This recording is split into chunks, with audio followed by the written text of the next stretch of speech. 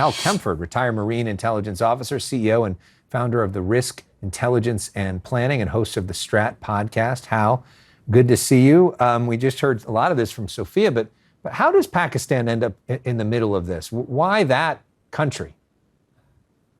Well, Alex, Pakistan was kind of in a unique place. Obviously, geography, as was mentioned, they have a very large Shiite population, which means you have a very close affinity with Iran. So there was a lot of trust and confidence in Pakistan as an interlocutor between the U.S. and, of course, the regime in Iran.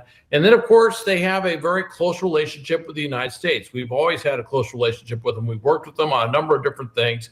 They're also a very powerful country. Don't forget, they are a nuclear power. They have nuclear weapons. So that gives them a certain gravitas in any negotiation. So they weren't seen, they're almost seen as almost a neutral player. I don't want to say they were completely neutral, but they were much more so than, say, Saudi Arabia or any of the other players in the Gulf. And I would also mention that Turkey kind of tried to position itself early in this conflict in that role, but it just didn't stick.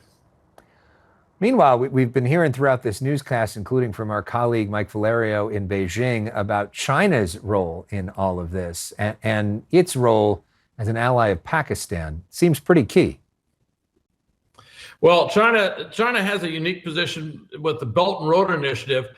They have put enormous investments in Pakistan, so they have huge influence, huge connections with Pakistan, but they've also put very significant investment.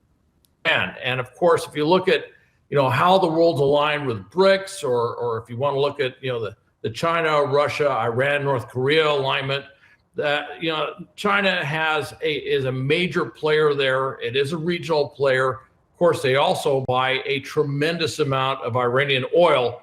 So they have a lot of influence. So when they come up, and say, hey, look, we really need to get this strait open. We need to get the oil flowing.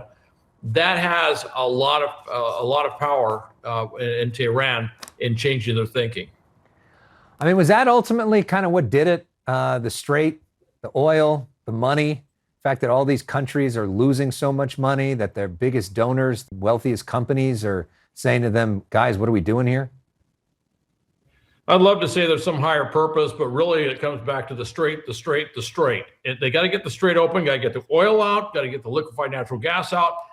One of the biggest issues is fertilizer. You remember the Russia invaded Ukraine? Well, that kind of clogged up fertilizer coming out to the Black Sea. A lot of countries in the world switched over, a lot of markets switched over, and they were buying fertilizer produced in the Persian Gulf. Well, now that's shut down.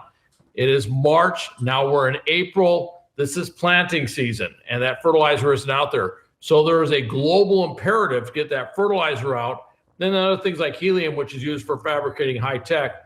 All of these are crucial things to keep the global economy, basically on track. Hal Kempfer, live for us in Los Angeles. Hal, thank you. More